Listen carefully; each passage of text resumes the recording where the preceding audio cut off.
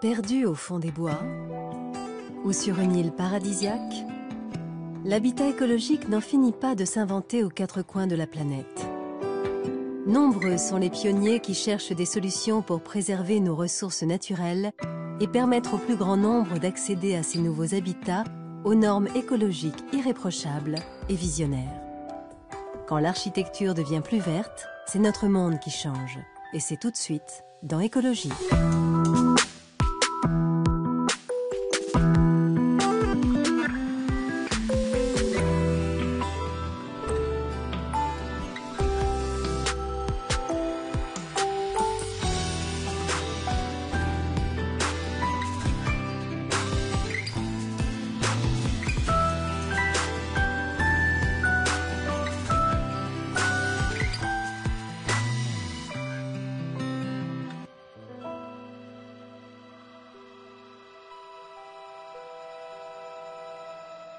Vous n'avez pas besoin de les attraper, il ne faut pas essayer de les attraper. Regarde, ils viennent tout seuls. Voilà, voilà. Par contre, Voilà, il y en a qui voilà. prenaient les biberons. Ils sont sympas, Allez. Bof. Oh! Partout en France, il existe des morceaux de notre patrimoine oubliés et laissés à l'abandon. Ces lieux remplis d'histoire ne demandent pourtant qu'à être réhabilités pour retrouver une seconde jeunesse et continuer d'exister. Mais il faut parfois leur trouver une nouvelle vocation et les moderniser pour qu'ils s'adaptent à l'ère du temps.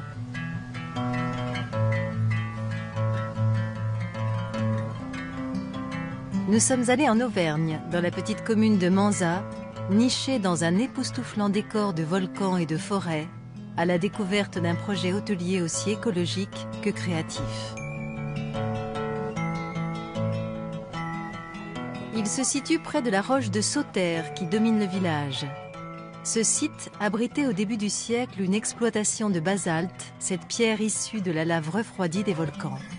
Plusieurs tonnes de roches étaient réduites chaque semaine, puis chargées dans des wagonnets avant de rejoindre la gare de Manzat pour être vendues. La carrière fermera avant la Deuxième Guerre mondiale, mais son activité a pour toujours marqué le paysage environnant. Je crois qu'il y avait à peu près 200 ouvriers qui travaillaient ici. Il ne reste pas grand-chose, quelques ruines qu'on a réinvesties, sur lesquelles on s'est posé pour refaire le projet. C'est un peu ce qui nous a donné envie aussi de faire ce projet, c'était d'avoir déjà un existant, d'avoir un vécu, de s'implanter sur quelque chose de chargé en histoire humaine, quoi.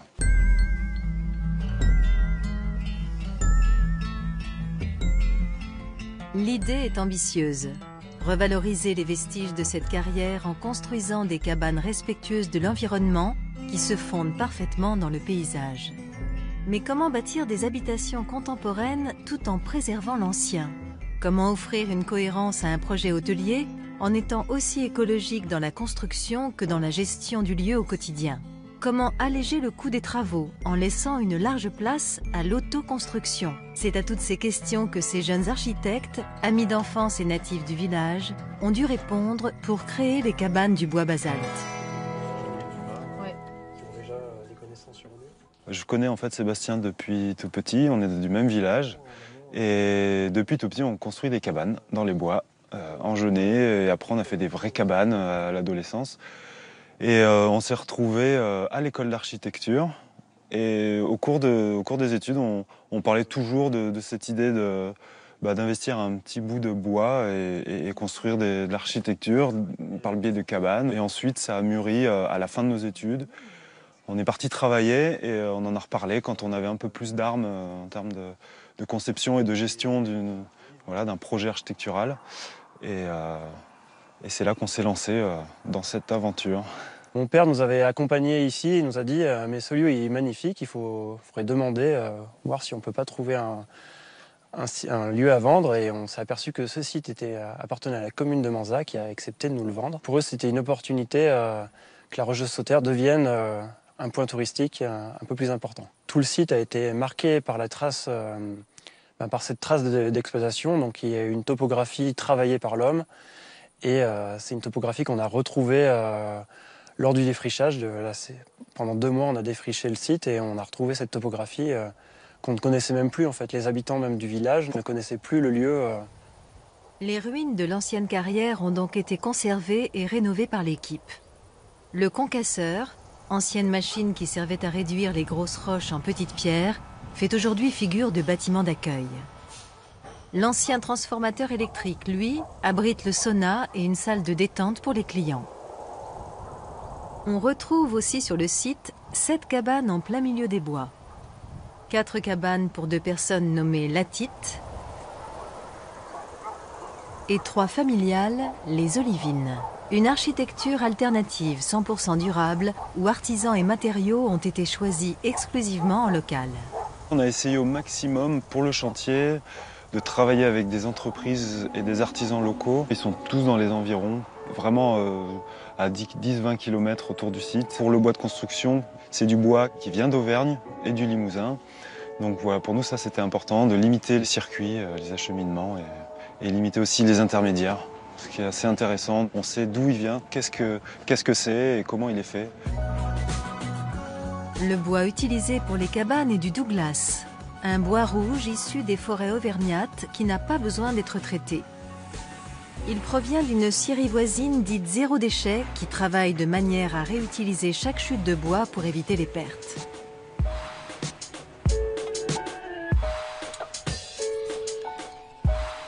Nicolas Couchard est menuisier charpentier. Il travaille dans les villages et a participé à toute l'élaboration de la couverture et de la charpente en bois des bâtiments. Un défi pour sa petite société familiale, peu habituée à ce type de chantier. Quand ils sont venus avec le projet, j'étais un peu comme les gens l'étaient au départ. On est toujours un peu sceptique quand on voit des choses très différentes comme ça arriver. Mais j'ai vite été emballé par leur enthousiasme déjà, parce qu'ils étaient à fond sur leur projet. C'était un truc qui était... voilà, ils avaient déjà bien ficelé le projet, ils comprenaient bien où ils allaient. On a travaillé ensemble, c'est des gens qui sont...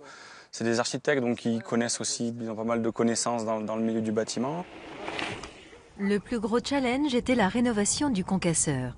Le mur d'origine a été conservé, mais la structure supérieure a été entièrement reconstruite en utilisant une technique de charpente peu courante qui associe métal et bois. Perchée à plusieurs mètres de haut, l'équipe de Nicolas a dû faire face à ce défi architectural, quel que soit le climat. Voilà, il n'y a aucune maison d'habitation qui peut proposer un cadre comme ça. Il y a l'aspect du concasseur, lui, qui est vraiment atypique, puisqu'on a les pieds à 7 mètres au-dessus du sol, avec une vue dégagée. On a commencé le chantier, c'était fin novembre. Au bout de 15 jours, on était sous la neige, donc c'était pas très sympa pour nous en termes de conditions de travail. Mais bon, voilà, on n'a fait aucun autre chantier dans l'entreprise qui ressemblait à celui-là. Ça s'est passé sur 2 années. Mais c'était en volume, c'était à peu près la moitié du chiffre d'affaires juste sur ce projet. Donc c'était aussi un risque aussi à prendre pour nous, puisque si on se plantait en fait sur le chiffrage ou sur le temps de réalisation, on risquait aussi de perdre des billes dans l'histoire, quoi. Donc c'était aussi un challenge pour nous aussi de réussir ce projet. Le reste du projet a été élaboré en autoconstruction. Les architectes, aidés par leurs familles et amis, ont décidé de terminer les travaux eux-mêmes. Une démarche sans laquelle le chantier n'aurait pas été viable financièrement. Alors on va dire que 60-70% du projet est en autoconstruction. On a construit, nous, on a dessiné l'ensemble du projet et on a réalisé les 7 cabanes nous-mêmes avec les plateformes, les aménagements extérieurs. Grâce à l'autoconstruction, du coup, on a pu baisser le budget de 300 000 € parce que on va dire que les 2/3 d'une construction, c'est de la main-d'œuvre. Et nous, en tant qu'architectes aussi, on a pu dessiner nous-mêmes notre projet, déposer le permis de construire, qui est un permis d'aménager, et faire les études en amont, quoi. Tous les matériaux utilisés par l'équipe sont biosourcés. Une volonté de bâtir durable, mais aussi l'occasion de tester de nouvelles techniques de construction, comme pour l'extérieur des grandes cabanes. Et à l'extérieur, il y a un parement un peu expérimental. C'est des copeaux de bois qui servent de vêture et de parement. Généralement, le gabion qu'on trouve au bord des routes, c'est en pierre. Et là, on s'est dit, on va utiliser un matériau local et qu'on a prélevé sur le site, c'est des copeaux de bois. Ce revêtement protège la structure des ultraviolets et permet au mur de respirer. Il est complété d'une isolation écologique en laine de bois sur toute la façade. Et en toiture, on est isolé en ouate de cellulose. Donc c'est un papier, nous, ça arrive par grands sacs et on a émietté les grands sacs à l'intérieur de l'ossature à la main. Donc sur les journaux, c'est assez marrant parce qu'on arrive à relire quelques mots, quelques lettres sur les papiers. Donc, le papier, donc c'est vraiment du papier réutilisé et recyclé. Allons voir ces cabanes. Donc, je vous montre déjà la première qui est pour 4 personnes. Ouais, elle est pas notre petit sport. La cabane est juste là. Donc la première. Ça, c'était la 4 personnes. Allez-y. Oh my god. T'as pas vu les cabanes là Non, Petit poêle à bois. non, c'est ici. Non, c'est une. Les petits plafonds lumineux avec les étoiles. Oh. Alors là, non, mais là, c'est bon, moi je m'impressionne. Ça fait, oui. On a ici conçu cette cabane avec, sur un espace ouvert en fait, où l'espace est entièrement utilisé. On a créé 2 alcôves, donc où se trouvent les lits à chaque fois dessus. Toutes les cabanes pour 4 personnes ont un petit accessoire supplémentaire. C'est une petite kitchenette mobile qu'on peut sortir et rentrer et déplacer où on veut dans la cabane, même à l'extérieur. Pour minimiser leur empreinte sur le site, les cabanes sont posées sur des portiques métalliques qui permettent à la végétation de continuer à pousser. Alors le but pour ces cabanes, quand on les a implantées, c'est qu'elles aient le moins d'emprise possible au sol, et c'est d'être le plus léger, on va dire, dans l'implantation, qu'on puisse un jour, si on doit partir ou si on doit démonter ces cabanes, qu'elles puissent s'effacer du site sans qu'elles n'aient existé en fait. On a une volonté entre le haut et le bas de faire un contraste très lumineux et un contraste un peu plus sombre à l'étage, et que ce soit 2 volumes bien identifiables quand on arrive.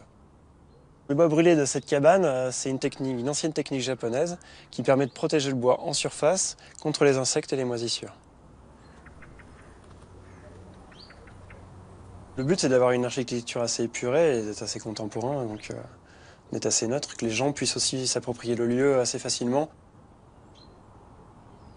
Donc derrière ce petit rideau, on trouve un petit point d'eau froide. En face du petit point d'eau se trouvent les toilettes sèches, qui ne sont, elles, pas reliées à l'eau. Et donc on fait ce qu'on a à faire et on utilise de la sueur pour recouvrir. C'est comme une litière.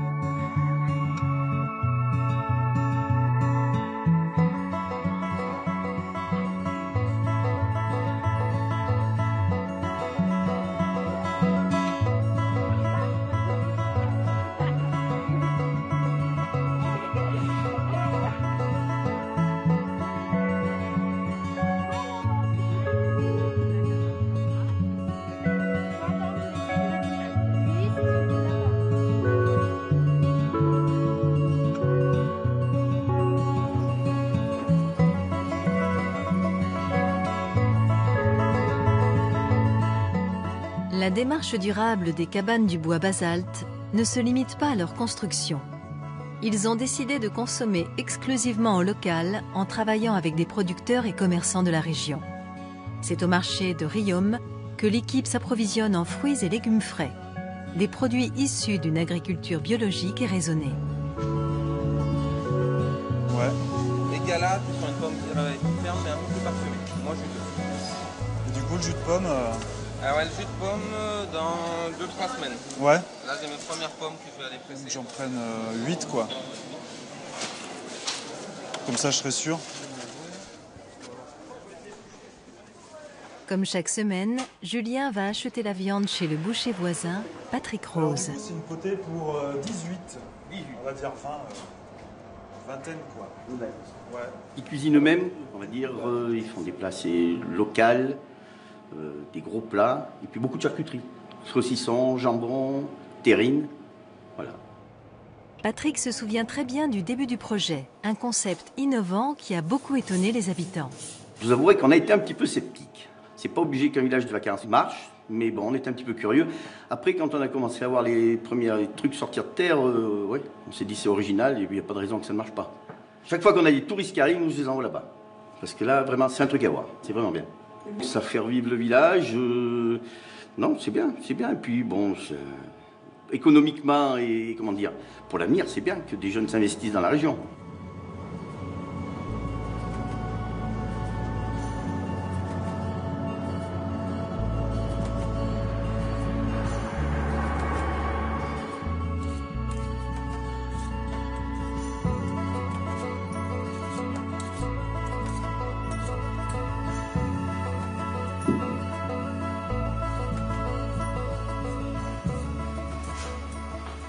c'est vraiment splendide.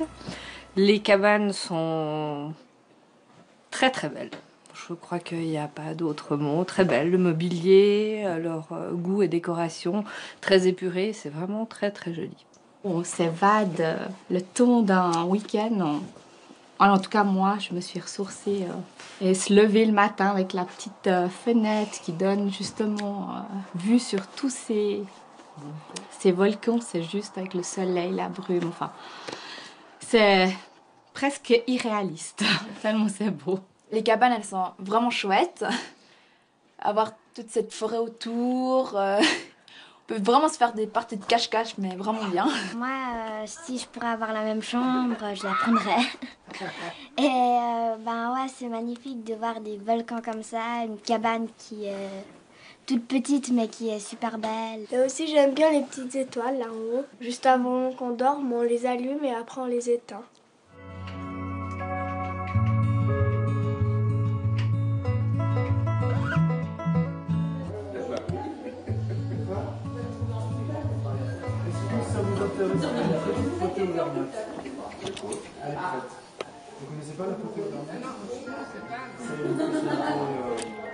Plusieurs soirs par semaine, Julien prépare le repas pour la table d'hôte des cabanes. Tous les clients se réunissent autour d'une grande table conviviale pour découvrir les produits du terroir auvergnat. Au menu ce soir, la traditionnelle potée d'Auvergne, accompagnée de ses légumes du marché.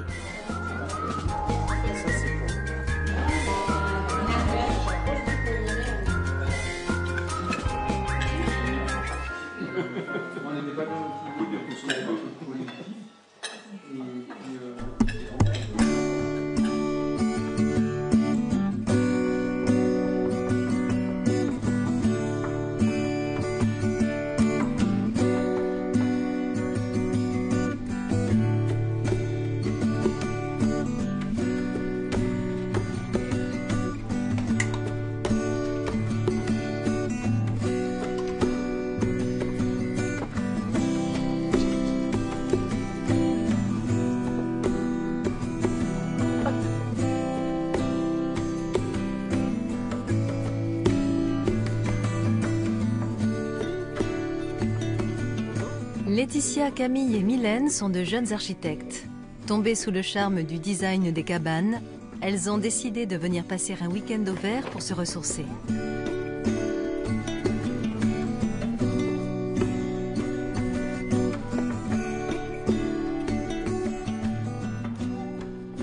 Ce qui nous a plu ici, c'est le concept de l'architecture du lieu, on a trouvé très chouette, et puis le côté un peu naturel dans les bois, la tranquillité. Il n'y a pas besoin de beaucoup de surface pour se sentir bien, pas besoin de grand-chose. Je ne sais pas combien font les cabanes, mais voilà, en fait l'espace, ça sert pas enfin, un minimum d'espace suffit à nous combler, quoi. Puis alors le réveil avec la vue c'est juste génial, quoi. Magique. Ouais. Je pense que les gens ont envie de revenir un petit peu aux essentiels. Puis on a un petit peu marre de la ville et c'est vrai que c'est un lieu où on peut déconnecter en fait. On est complètement ailleurs. Ça fait partie de nos valeurs en fait, d'être dans des lieux qui respectent la nature, qui sont où il y a plus de sincérité qu'un hôtel où toutes les chambres sont pareilles. On nous a offert bien plus qu'une chambre d'hôtel pourrait le faire. Déjà, on a notre vue à nous, notre terrasse à nous, enfin notre tranquillité à nous. On est qu'entre nous. Je pense. Les parties les plus énergivores sont les salles de bain. Elles ont donc été regroupées dans le même bâtiment et chaque cabane possède sa propre douche. On retrouve également un point d'eau chaude pour la vaisselle des visiteurs. Dans les cabanes, il y a juste un point d'eau froide. On retrouve un point d'eau chaude ici, qui est collectif. Et donc pour les 3 cabanes olivines pour 4 personnes, un petit point vaisselle. Toujours dans une volonté d'être le plus durable possible, l'équipe a investi dans un système à base de sciure de bois qui fournit chauffage et eau chaude pour l'ensemble du site. On a choisi une énergie verte pour le chauffage, donc c'est une chaudière à granulés avec du coup des pellets. Les pellets sont achetés dans la région, dans les Combrailles. Jusqu'à présent, on recharge une fois par an ce silo qui fait 5 tonnes. Et il y a une aspiration qui permet d'aspirer entre ce stock et la chaudière qui est juste derrière le mur, les granulés. L'eau qui approvisionne le site provient d'une source locale, gratuite pour les habitants de la commune. Ce système est très réglementé et ils font partie des derniers survivants à pouvoir jouir de manière légale de leur propre source. Ils ont créé une association nommée ASA, destinée à gérer et entretenir le réseau de distribution de cette précieuse ressource. À la fin des années 40, les habitants du village ont décidé d'explorer la possibilité d'avoir une source d'eau potable dans le hameau. Et donc ils ont, à partir de 49, creusé pour trouver une source. Ils ont décidé de construire un réservoir de 100 mètres cubes qui alimente toujours le village. C'est une eau minérale qui coule au robinet. Prendre une douche avec de l'eau minérale, c'est un bon plaisir. L'eau descend de son réservoir par gravité directement dans le robinet des villageois. Les cabanes étant situées en hauteur du hameau et donc au même niveau que la source, il a fallu installer un suppresseur pour les relier. Mais avant tout, il fallait convaincre l'association de les accueillir.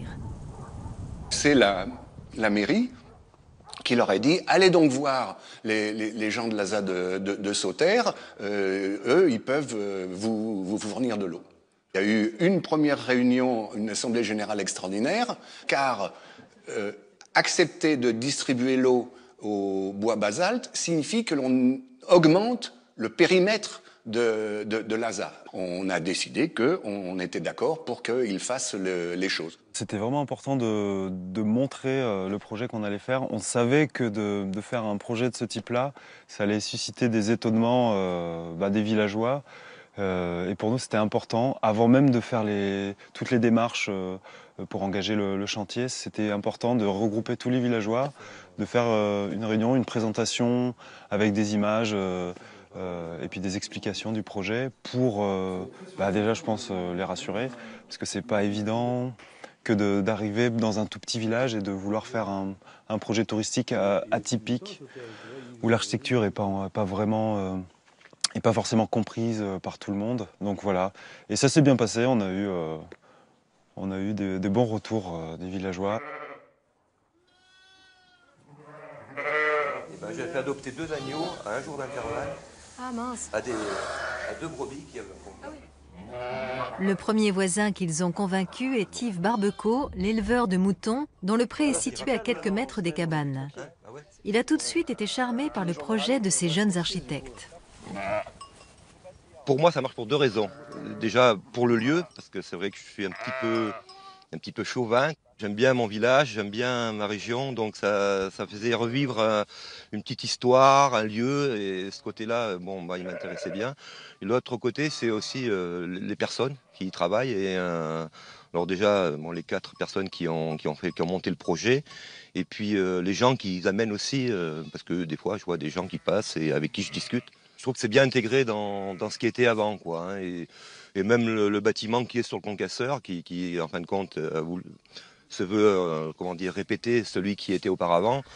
Moi, je trouve que ça va bien. Et ouais, moi, je suis pas forcément une âme d'architecte, mais non, ça me convient bien. Moi, je trouve ça même pas mal d'ailleurs. Hein.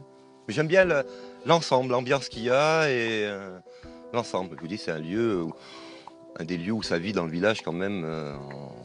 En soirée, il y a bien que là où il y a un petit peu de mouvement, on va dire.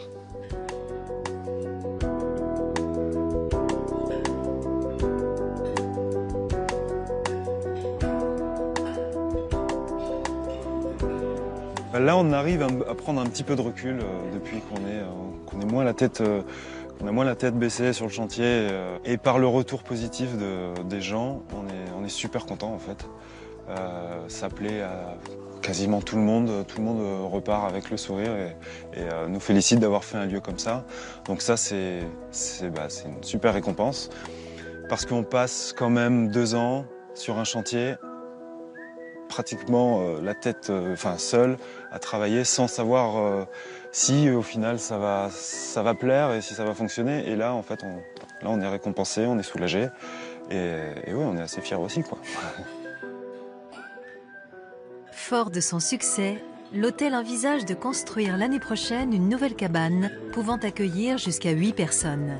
L'équipe souhaite également organiser un parcours pédagogique sous le concasseur qui retracerait en détail la vie de l'ancienne carrière. En proposant une architecture design dans un lieu rempli d'histoire, ces jeunes prouvent que l'on peut redonner vie de manière durable et moderne à un site oublié avec l'adhésion totale des villageois.